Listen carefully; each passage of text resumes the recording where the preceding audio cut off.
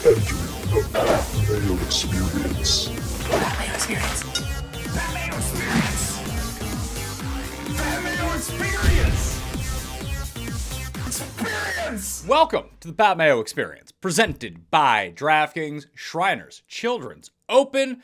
First look, the picks, the odds. We do not have DraftKings pricing as of now, so you may want to tune in to the Fantasy Golf Degenerates with Tambo and Kenny later on Monday evening or Tuesday morning, but we're going to set the base for you for the week to get you ready for TPC Summerlin, one of the few courses I've actually played on the PGA Tour. Shout out Rick for setting that one up last time that I was in Vegas. It's a very nice course. Desert golf, maybe not my brand. They gave me a 4-iron that I can just bring into the desert to the waist area with me in order to just scum my balls out.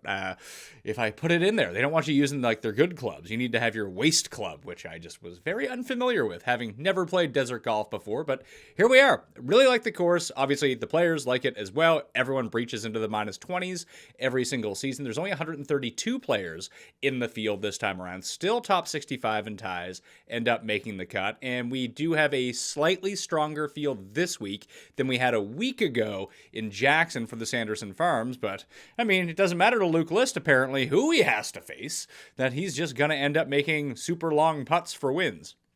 Not something that I would have expected from Luke List, but here we are. He gets his win last week. He gets himself back into the Masters next year too. So I didn't bet on Luke List. I bet on Mark Hubbard, who was at minus 19 with 2 holes to go and then bogey at number 17 after he had a 10-foot birdie putt, put it by the hole, missed the 1.5-foot comebacker. You just don't miss that putt and still bogey. 18, Hubba Hubbard. All of a sudden, you're in the playoff too. Crazy Carl won. Bet him live. Had a decent number on him. Here we are. He's in the final group going down the stretch. What does he do? He puts it into the trees on 18 and then still has like a 15-footer to get himself into the playoff? Of course. Crazy Carl. Can't make that. That would be impossible. Aubert ended up into the playoff, as did a bunch of people. Norlander was there. I know I saw some Norlander tickets that were floating out there. There were a few. I think Andy Lack ended up hitting Luke List, so shout out to Andy for that one. But the Ben Griffin meltdown, I had the TV on slightly ajar from the football games, just because when you only have 4 football games and you have 8 TVs, you can put on some golf. That's not a problem. So we're watching Ben Griffin, and he's melting down to no end. He is so nervous about being in the lead that he's hitting drives that are like borderline down the edge. Like at one point he was like 3 of 11 in fairways at the Sanderson Farms in the final round. And he had a 4-shot lead at that point too. He kept bogeying, but he kept retaining the lead in a lot of this stuff because getting that easy birdie on 11 really worked out for him. But he would just be like sweating every single shot. And then finally, after the par 5, he ends up going to the drivable par 4 15th. And he puts it left of the green, but he puts it into like the bushes and the leaves. Now it's a drivable par 4. He's probably only max 30 yards away from the green. And he must spend, I would conservatively say, 5 minutes lining up this shot over this shot because he can't move anything on the ground because there's just like fluttered leaves everywhere because then you'll incur a penalty. And I was sitting there looking at it. I was talking to Cust about it. And I said to him, like, why doesn't he just take an unplayable? Like, what is the downside of taking an unplayable here? Like, best case scenario, listen, maybe I'm not standing over the shot, so maybe he thought he could get it on the green from wherever the hell he was. But, like, best case scenario, he's probably just going to get it to where he's going to take the unplayable from anyway. And maybe that wasn't an option. Maybe I'm not familiar enough with the rules of golf. But even if you just backtrack it like 10 yards from the point of entry and boom, drop it down there, you're 40 yards away. So basically, best case scenario, you're going to get the ball to where you would be taking your drop anyway. Worst case scenario, you get the ball underneath the leaves and the ball doesn't move and you either incur a penalty, you have to hit it out of there again, then you take a drop. It really made no sense to me because either way, you still would have had to get it up and down for par, regardless of where you're at. Like, you chip it out, that's great and everything. That's still your second shot. Your third shot's going to be from 5 feet in front of you where you would have taken your drop anyway. But he took so long over this shot that I believe they ended up 20 minutes, him and Carl Wan. And Carl Wan wasn't playing slow at all. It was just Ben Griffin because he was sweating all these shots. But standing over these shots for so long. I think they finished 20 minutes behind the group ahead of them. Like, it was, I didn't think they were going to be able to finish in the playoff, mainly because I didn't think there was going to be any daylight left because Ben Griffin was taking so long over each shot. But that one in particular was just like, not that I was rooting against Ben Griffin. I actually like Ben Griffin. If you watched the show last week, you know that I almost ended up on Ben Griffin. Kind of glad I didn't because that would have really pissed me off. But it was just like you were almost rooting for him to lose at that point. Like he was just, it was such a bad viewing experience for him. So yeah, shout out Ben Griffin. Maybe he can get the win this week in Vegas. Who knows? And maybe going through that ringer, because we saw him compete in Bermuda a year ago. I believe he had a 4-stroke lead going into the final round. That tournament's coming up in a few weeks. This has happened to him again. Final rounds for Ben Griffin have been super tough. Like he just gets in his own head. And he gets himself out of his rhythm. He just stands over the ball. Takes so long to make a decision. As someone like earlier on in the year, like I went through like a case, well, we can call it the yips, but I like lost my swing for about 3 weeks and I couldn't figure out what was going on. And all that happened was I would just, and I'm sure this happens with you as well, when you get out of sync and when you get out of your rhythm when you're standing over the ball, you just take longer. And you always know the best you ever hit the ball is when you kind of step up to it, like, all right, boom, go. Not just like focus on like, what the hell am I doing wrong? What the hell am I doing wrong? How could this go wrong? That's what it seemed like Ben Griffin was doing. So sucks to be him. I mean, he did catch a second place paycheck. I'm sure he's fine. He's doing better than his loan officer job. He's making tons of cash. He's got himself a PGA Tour card. You can't feel too bad for the guy, but it was uncomfortable to watch him down the stretch. But now we're in Vegas. We get more primetime golf. That's a little bit ajar from the NFL window. So let's jump over to FantasyNational.com and take a look at what the course is giving us this week at TPC Summerlin. Once again, it is a field of 132. And Eric Cole comes in as your guy with the most strokes gained over the past 50 rounds is what I have this filter set to right now. Cole, Griot, Dylon, Doug Gim, and Tom Kim are the top 5 over the past 50 rounds coming in. Tom Kim, obviously the winner here a year ago. Let's just take a look at some of the overview of the course itself. You know, like I said, it's desert golf. You keep it on the fairway. It is a par 71, 7,255 yards with bent grass greens. We saw Kevin Na go absolutely loco at this course once upon a time, gained like 12 strokes putting or 15 strokes putting or something crazy like that.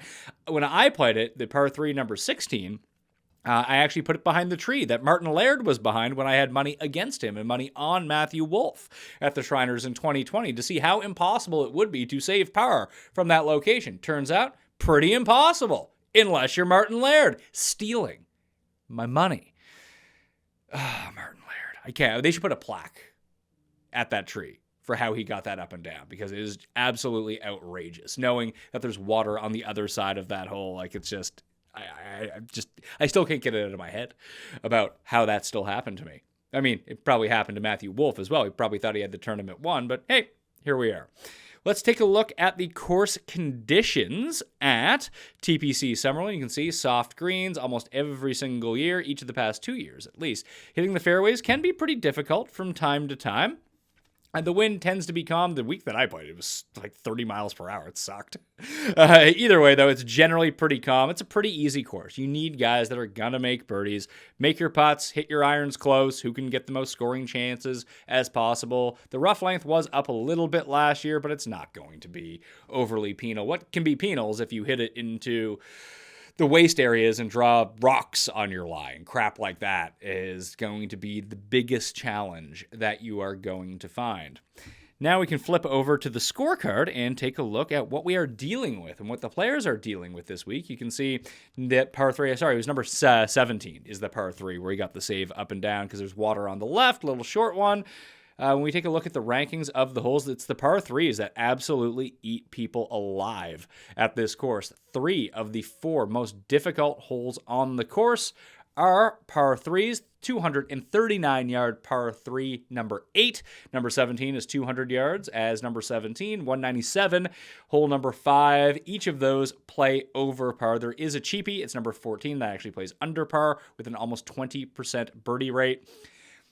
You can see that the 4 easiest holes on the course. All 3 of the par 5s are mixed into that. And you have 4 holes on this course which actually have an eagle rate of over 1.5%. The par 5 number 16 and par 5 number 9 each carry an eagle rate of 4.9% and 3.1%. The par 4 number 15 carries a eagle percentage of almost 2%. So that's very interesting to note. It's uphill. You can kind of go at it if you want to. It's a birdie rate of 41%, sorry. 43%. It plays 4/10 of a stroke or 2/5 of a stroke under par to the field. So coming in, you have your chances. So 13, 15, and 16 are 3 of the 4 easiest holes on the course. You can make an eagle on all 3 of them, so you can see massive swings. I remember when Smiley Kaufman got his only win on the PGA Tour. It was here in some year, I don't know, 2014 or something. I think he shot a 61 on the final day. It's like, he's kind of out of it. Oh no, boom, boom, boom, just on the back 9. Absolutely mollywopped everyone. Just making eagles, making birdies, and you get on that streak. You run a hot putter, all of a sudden, boom, you're good to go. Not a lot of big bogey on the course, really. Hole number 3 is the most difficult. 500-yard par 4, bogey rate of 23%. The par 3s are after that. Then you have a few of, it's surprising that number 11 and number 6 play as difficult as they do because they're both under 450 yards. But if you get yourself off the beaten path at all, it's going to be a difficult situation. And shout out to number 2 at this course, because if you forget that you're at altitude and you pull out your stock club, you end up in some dude's backyard like I did. Just flying the green by 30 yards. Just almost knocked his windows out. But sometimes that happens. So take a look at the stats, top 10 finishers. Let's shrink that down to top 5 to see what really populates the top. Approach is just slightly more than double what we have found with strokes gained off the tee. Actually, approach or around the green and off the tee mean about the same, which is funny when you look back and take into consideration some of the past winners, where you have Tom Kim, very accurate off the tee, but gains a good amount of strokes off the tee. Sung Jae is kind of the same way. Laird just had a really good week. Nah, doesn't do anything off the tee. But then you had Cantlay and Bryson, 2 very strong off the tee players, and Matthew Wolff, had come in second back-to-back years at this course. Another very strong off the tee player. If we take a look at the winner splits, if Kevin Na is included in this, then that's going to be kind of outrageous. Yeah, let's just take a look at this Kevin Na number. We can take a look at the tournament history for a moment, and let's see. Tom Kim, Sung Jae Im, Martin Laird, Kevin Na, I believe is what they were calling the 2020, which, 14.2 strokes gained putting for Kevin Na. Give me a break. Imagine having money on Kevin Na that week, and that's how you won.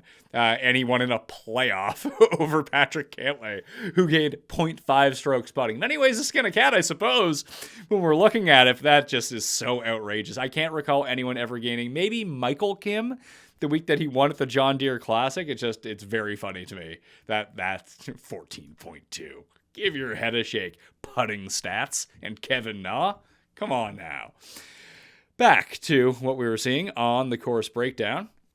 You can see when you get the average hole distribution, you have 6 of the par 4s are populated in this range of 400 to 450 yards. Very flat distribution in approaches, 1/5 of the shots basically, from 17% from 125 to 150, 150 to 175, like scoring clubs. This is where you start getting yourself into a little bit of issues, but with the par 5s and really long par 3, you're just going to see a lot of plus 200-yard approach shots. The cut line the past few years, -3, -4, -6 in 2021, and then in 2020, that was the Kevin Na year, which is actually 2019, but now they've amended the way that they are calling these tournaments in terms of years, in terms of seasons, which is why if you see a problem on Fantasy National, that is actually the reason, is because last year was technically the 2023 Shriners because it was the 2023 season, but they're also calling this year 2023. So it's not great for databases when you get into it that way. But if your guys aren't going under par, you're going to be absolutely screwed. Unless it's 2018 where the cut was +2 somehow. Not quite sure how that happened. Everyone hits a ton of greens here, 73%. The greens are quite big, mind you, with like weird runoff areas. So keep that in mind. But people do hit greens a lot higher than normal. Driving accuracy a little bit lower. 3 putts a little bit lower. And people can go low here, you see. You get your 61, your 60, 61. There's been 27 62s, 78 63s. So if your player is not, and your bets are not going to have like one of these 64, 63, 62 rounds in the mix anywhere, is gonna be a problem. Guys, boom it at this course. Remember, it's played at elevation slightly in Vegas, so almost 300 yards per drive. That's where you do see some of the longer hitters be able to take a little bit more advantage of those shorter par fives and just have an easier time trying to get eagle chances, essentially, is what it comes down to. Take a look at the tournament history for a moment, and I did mention the past 5 winners: Tom Kim, Sung J M, Martin Laird, Kevin Na, and Bryson. -24, -24, -23, -23 are the past 4 winning scores. Take a look at a year ago, it was Tom Kim. And then Matthew NeSmith is actually the one who has gained the most strokes at TPC Summerlin over the past 5 years. And that's only in 4 starts. He's never finished outside the top 20. He has not been on a good run at any point in the recent past. I don't know why that just opened to just him and didn't open it in a new tab. But you can see he was okay at the Wyndham. Was not good at I don't know how he made the playoffs. I think I went over this at the time like that. I didn't know. Yeah, because it was this run. 9th at Sanderson Farm, 2nd at Shriners, 9th at the Zozo, and boom, that was good enough to get him into the playoffs and retain his tour card a year ago. But the Fortinet, losing on approach. Maybe he can get it back together. Maybe this is a happier place for him. Let's take a look at how he has done it. It's been all approach for him, but he was one of the better approach players on tour from this level of player. He's not Colin Morikawa out here, Justin Thomas. He's Matthew NeSmith, but he would have these big spike weeks, and he seems to chip.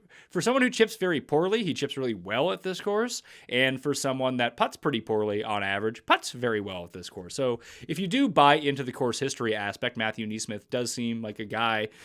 It's a way to go. He's made the cut every time, never finished outside the top 20 each of the past 4 years. Can't remember how Hoagie did in Napa, but I do remember S.H. Kim. He was T4 here a year ago, came T2 at the Fortinet to kick off the year. If I have noticed this S.H. Kim thing within the first, 30 seconds of looking into tournament history and the stats and recent results, then I can kind of assure you he's going to be a very popular play this week. He opened at 45-1 at DraftKings Sportsbook, so keep that in the back of your mind. That's the strongest lean right now is S.H. Kim initially, before we really dig into everything. Take a look at Tom Hoagie, how he has done. He hasn't played in ages, so let's not worry about Tom Hoagie all too much. Let's see. Siwoo played very well here. You never count out Siwoo. I don't recall the last time that Siwoo played. Probably the playoffs, yeah.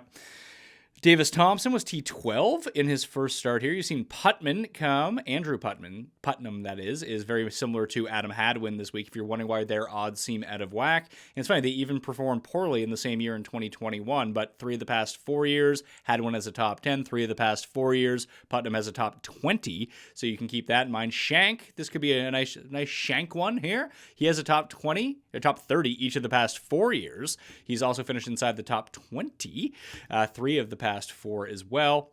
We haven't seen him play since the Tour Championship when he came in 9th, but he has played some incredible golf he had the run at Valspar, and then since the Charles Schwab on, he does it in bunches, back-to-back weeks, 2nd and 7th, 7th and 4th, he had a 6th, and off week at the BMW Championship, but 2 top 10s in the playoffs is pretty good. So Shank is going to go on the short list as well when it comes down to everything. We'll take a look at the model to see how everything goes. Davis Thompson was 30th at the Fortinet because he can't chip and he can't putt. We'll see if he was able to chip and putt at this tournament last year. No, but he was able to gain a bunch off the tee despite still losing on the putting, although bent is his preferred surface, although he's still a loser lifetime on those greens. But either way, we know that Siwoo, you never know with him when it comes to his putter. It could be great. It could be exceptionally bad. Bermuda did not go well. Very poor. It's funny because you see him with the long stroke. You're thinking, oh, he must be doing pretty well. No, is the answer to that question. But T8 2 of the past 3 years, has putted pretty well. The approach play has been bad. Basically, when his approach play has been bad, he's chipped and putted really well or drove the ball really well, although the driving has not been an issue for Siwoo. It did lack towards the end of the year, but he actually hasn't lost off the tee since the Farmers last January. So that's like this run of almost 20 events at this point, although the approach play did get pretty wonky after a very nice run through the middle of the summer. You just never know what Siwoo you're going to get. You get a good number on Siwoo, you might have to go with it. Hayden Buckley is a top 10 at this course. Eri All has back-to-back top 15s in his only 2 starts. Remember, he had the run with Shank, actually, at Colonial earlier this year. Ended up coming in 3rd, where he lost strokes on approach, but gained 7.7 on the greens. He resides in Vegas, I believe. Eri All does. And you can see he chips and putts really well around this place. So maybe Harry Hall is another one that you can dial up just because of the home course narrative. Probably not going to bet him to win, but that's where we're looking right now in terms of guys that have done well last year. I mean, you can kind of go back to, I don't know if you want to go back to Mark Hubbard this week, and I bet you the stats say Aaron Rye is a pretty good guy this week that we can go to. I don't know where he calls home in the United States, but he did gain 7 strokes on approach at this tournament last year after missing the cut in his debut.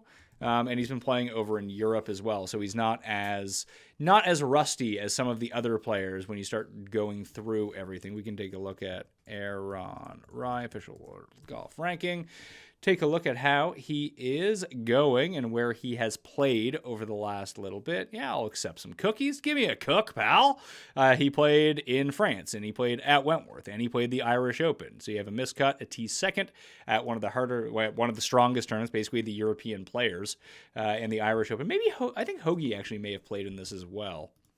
Now that I think about it, I don't know why he was playing in it, but oh yeah, there's Hollywood Hoagie. Ended up coming in T14. So I take that back off the table. That maybe Hoagie is a bit fresher than we think. Dude loves to gamble though, so he might be at like the craps table until 2 a.m. every single night. It's not that far from the strip. It's like 20 minutes from the strip. Probably staying on the strip. So we can look at it that way too. Who's been bad? All the regulars have been how you would think that they've been bad. Probably time to dial up some of the numbers and see what we got going. And we can look over the past 50 rounds. We can take a look at the past 24 rounds, whatever you like. Probably this short in the season. Oh, Shriner's strong. Gotta like that. Let's see what we were doing for the Shriners in terms of how the modeling went. Strokes gained approach, 35%. Birdies are better gained, 10% off the tee, 15 par 5s, tan. I give it a tan. And I did the same thing for 400 to 450-yard par 4s. I gave it a 10. And then we got strokes gained around the green, 5%. Stroke gained putting, 5%. Eagles gained, 5%. And then opportunities gained, our scoring stat listed at 5%. I wonder if Eric Cole will still come out at number 1 in the modeling this week. And try to load all this in past 50 rounds and see how we're doing. It's not Kramer Hickok. Ryan Palmer is number 9. That doesn't seem good. Aaron Rye, okay, number 1. Aaron Rye, Cam Davis, Eric Cole, number 3. There's Adam Shank. Let's jump over to DraftKings Sportsbook for a moment. Just take a look at the odds. You got Tom Kim and Aubert, 10 and 11 to 1. Cam Davis at 20 to 1. Siwoo at 25. Hadwin at 30. Hadwin, okay. Nikolai Højgaard at 35 to 1. He's actually kind of like the perfect guy for this course. He absolutely mashes it off the tee. Wouldn't hate that. I would guess that he's going to be a popular selection this week. And then you have everyone in the world either at 35 or 45 between that range. There's like 15 guys that are in between there, including S.H. Kim, I believe, where the hell he went to. No, he's actually not there. Yeah, Adam Shank is there, who I've been talking about, at 40 to 1. Where is S.H. Kim? Did he like withdraw from this tournament or something? Kim. Tom Kim, S.H. Kim, 65 to 1. So good number at DraftKings Sportsbook. I like that number a lot. So 65, I would most definitely be in on that. Shank at 45, I think looks pretty good. And let's go and see if we can find some other jabronis that we can throw on the list. Maybe Justin Suh at 55 to 1. Turn this thing into a putting competition. What do we say? Get Doug Gim closer back to the West Coast. Not on the coast, but in the western part of the country. All of a sudden, he's a little bit better. Bramwagon, there's Højgaard down there right now. He doesn't gain as much on the PGA Tour off the tee as you would like, but if you just watch this dude at the Ryder Cup, you know he's not so bad. Who else do we got coming in here? Maybe someone like Kevin Yu, Chan An Yu, when we're looking at it. Tons of Eagles. Who are the best players in terms of Eagles over the past 50 rounds? Tway, Vince Norman. I guess Vince Norman's back. What are Vince Norman's odds? I assume he must be pretty high. He's 40 to 1. I mean, he won an alternate event, then he won the Irish Open, so he must be doing pretty well in terms of the odds base. One of the favorites in the field. Once the DraftKings pricing is released, I would wager that he ends up pretty highly on that. Aubert is very high in terms of eagles gained. However, he only has 42 counting rounds, so his numbers just aren't going to be as high due to lack of total rounds and lack of counting stats. Eckroat, all right, there's number 7 for old Eckroat.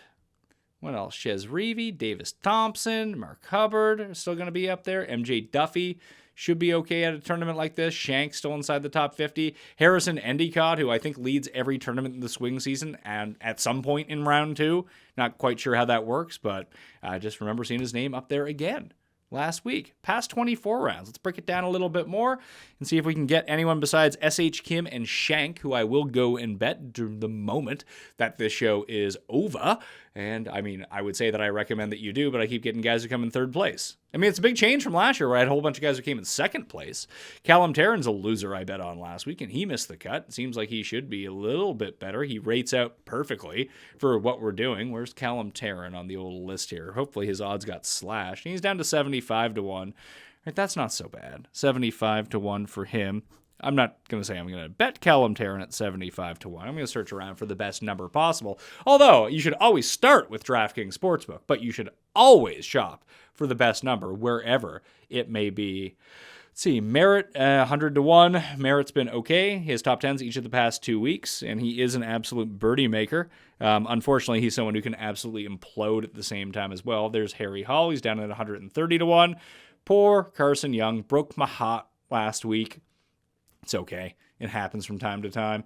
Anyone else from down on this list that just kind of jumps out to anyone? And there's Harrison Endicott. He's 400 to 1. So if you need someone who's like 6,100 on DraftKings, he's probably going to be your man. Keep an eye on Webb Simpson. He withdrew a week ago, so probably is potentially going to withdraw again. Not that you want to play Webb Simpson. He's 100 to 1 in a swing season event. That is not so great. Scott Stallings did. He ended up in that playoff at the Sanderson Farms. That's a pretty deep number for him. Someone with some decent form coming in. So he's at 75 to 1. Pendrith just hasn't been playing good golf at all. Champ and Eckroat, Davis Riley. Yeah, S.H. Kim is kind of the one that's there. Maybe Bhatia. I wonder if he can putt enough on these greens. It's always kind of the worry for him. And maybe I will go back to Mark Hubbard.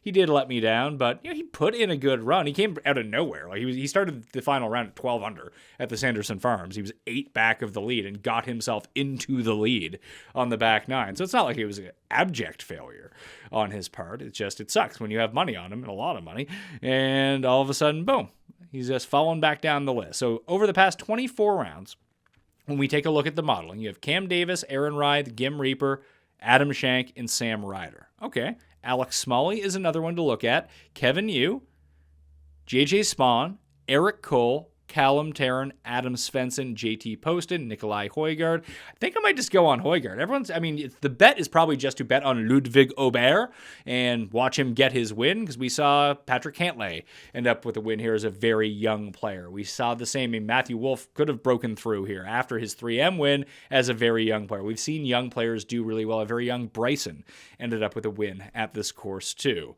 So it's been a lot of really old dudes and really young dudes. You don't get a lot of the in-betweeners. I mean, Tom Kim just won this as a 20-year-old last year. Sung Jae won it, I believe, at age 23. So these younger players can do it. So Højgaard and Aubert, I'm not kind of opposed to just betting those two guys and going on my way. I don't really remember what Tom Kim did over in. Let's look up Tom Kim for a second and just see what he's been up to, because you're out of sight, out of mind a lot of the times. You're not going to give me Tom Kim as the top result. Okay, the 16th ranked player in the world. How's your form coming, pal? When guys are playing all over the world at this time of year and you're not paying the absolute most attention to golf, then you can kind of lose track of how some people are doing. Sort of the point of this show. He was top 20 at Wentworth, and then he was top 6 in France. So comes in with very good form. I mean, he is the defending champion. He deserves to be the favorite. So that's where we're looking. I wonder if we take a look at the odds and we think, you want Ludwig or do you want... Good, they took it off the board for some reason. All right, and we'll go back here. So we remember Aubert 11 to 1, Højgaard 35 to 1. Does Højgaard have, does Aubert have a 3.5 times as much win probability as Højgaard does in this tournament? I mean, both guys, I believe, have just recently won on the PGA. Maybe it was Rasmus Højgaard who won. Anyway, Højgaard played great at the, they both played great at the Ryder Cup. If you were from Europe, chances are that you played well at the Ryder Cup. But 3.5 times is a lot, man. Like, at 35 to 1, I know it would be his breakthrough PGA win. It would be for the both of them, but it seems like Aubert is held to a higher level in terms of being a prospect. He did just win at elevation, mind you, on the European Tour, and he played all of his college golf in America. He's just far more suited to playing some of these American courses than maybe Højgaard is, but at the same time, when we're thinking about talent, like both these guys are very good, so you get one guy at 11 to 1, one guy at 35 to 1. I'm probably just going to go with the guy who's 35 to 1 instead, because that's the way that I'm looking. I'll search around for a better number. Maybe DraftKings has the better number. You never know. I hope I got you up to speed on some longer shots and guys at the top of the board, at least initially, for TPC Summerland, and walk through the stats a little bit. FantasyNational.com/Mayo, so you can walk through all of the stats yourself and get into it, because hey, sometimes that's just what we like to do over here. And sometimes you might have seen something on my screen that you're like, oh, Pat's wrong about that, but I see that on his screen. I want to go research that some more. It puts the onus on you and gives you the tools to help you make the best decision. So FantasyNational.com/Mayo to get yourself 20% off. It's a lot of percent off, huh? All right, I'm Pat Mayo. Thanks for watching. I'll see you next time.